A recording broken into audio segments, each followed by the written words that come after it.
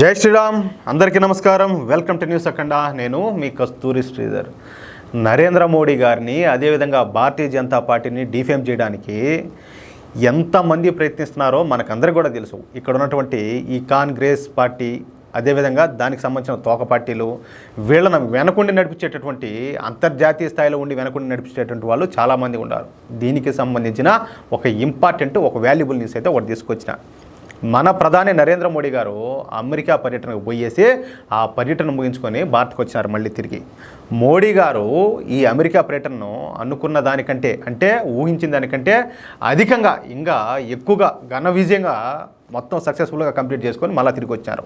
అయితే నరేంద్ర మోడీ గారి ఈ పర్యటన మొత్తం కూడా ఆసక్తికరంగానూ ఎంతో ఆశ్చర్యకరంగానూ సాగింది. ఎందుకంటే సరిగ్గా మోడీ గారి అమెరికా పర్యటనకు ముందు మన భారతదేశ ప్రధాన ప్రతిపక్ష నేత అయినటువంటి, అది కూడా మన దౌర్భాగ్యం కొద్దీ ఒక ఆయన ఉన్నాడు కదా, ఎవరు, ఈ ఫిరోజ్ జహంగీర్ గారి మనవడు, ఈ రాహుల్ గాంధీ, 55 ఏళ్ల వృద్ధ నేత.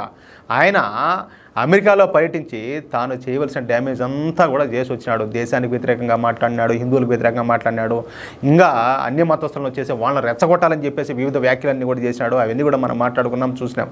నిజానికి ఈ రాహుల్ గాంధీ అమెరికాలో 3 రోజుల పాటు పర్యటించాల్సి ఉండాలి.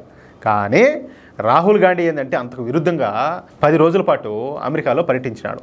ఈ 10 రోజుల వ్యవధిలో కేవలం 5 గంటల పాటే ఈ రాహుల్ గాంధీ వివిధ కార్యక్రమాల్లో పాల్గొన్నాడు. మీరు వినేది నిజమేనియా? కేవలం 5 గంటలు మాత్రమే.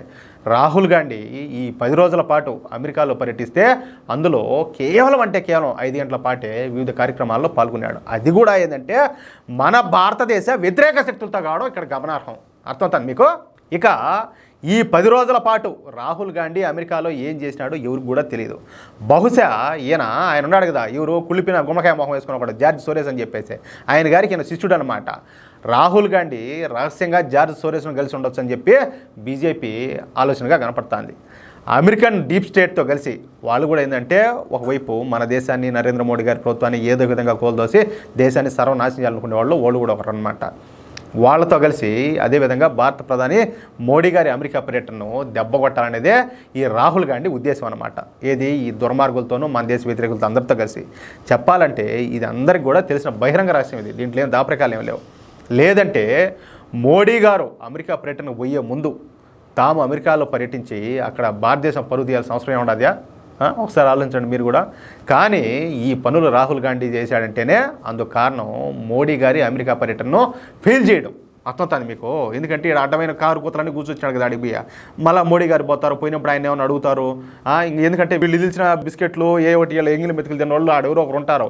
ఇది జార్జ్ సోరెస్ గుంపు అంతా బ్యాచ్ వాళ్ళు. ఏంటంటే ఈయన గారు మాట్లాడిన మాటల్లో మళ్ళీ ఆడ హైలైట్ చేసి ఈయన ముందుకు వస్తారు. కానీ అవన్నీ ఏమీ జరగల, ఆ పప్పులన్నీ ఉడకలా. చూడండి న్యూస్ ఎంత ఇంట్రెస్టింగ్గా ఉన్నదో. నరేంద్ర మోడీ గారు అమెరికా పర్యటనకు వెళ్ళగానే ఈ రాహుల్ గాంధీ అనుకున్నట్టు ఏమీ జరగల. పైగా ఏంటంటే నరేంద్ర మోడీ గారిని కలవడానికి అమెరికాలోనే అగ్ర సంస్థలైనటువంటి వివిధ మల్టీనేషనల్ కంపెనీల సీఈఓలు మోడీ గారిని కలిసేదానికి ఎగబడినారు. అలాగే మోడీ గారిని కలిసిన వాళ్ళలో ఇప్పుడు వాళ్ళ గురించి కొంతమంది గురించి చెప్తాను నేను. చూడండి, దీన్ని బట్టి మీకు అర్థమవుతుంది ఏంది కథ, ఎంత సక్సెస్ఫుల్గా జరిగిందో అమెరికా టూరు మోడీ గారిది అని చెప్పేసి. ఎసెన్చర్ సీఈఓ ఆవిడ పేరు జూలీ స్వీట్ అనమాట ఆవిడ.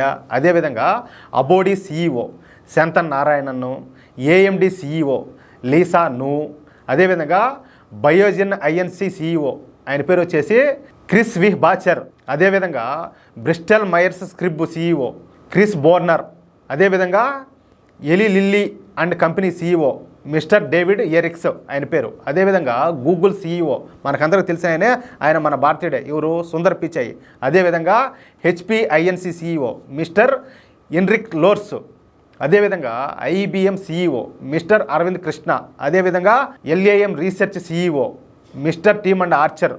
వీళ్ళంతా కూడా ఒక అమెరికాలోనే కాకుండా ఈ ప్రపంచంలోనే పేరు మోసినటువంటి సీఈఓలు వీళ్ళందరూ కూడా. వీళ్ళంతా వచ్చి మోడీ గారిని కలవడంతో అమెరికాలో మోడీ గారి క్రేజ్ మరింతగా పెరిగిపోయింది. మోడీ గారి స్థాయి ఏమిటో మరొకసారి అమెరికన్లకు అందరికి కూడా తెలిసి వచ్చింది. ఇంకో విషయం ఏంటంటే, నేను ఒక మాట చెప్తా, ఎన్ని జిత్తులు మారి వేషాలు వేసినా కూడా నక్కే, సింహం సింహమే.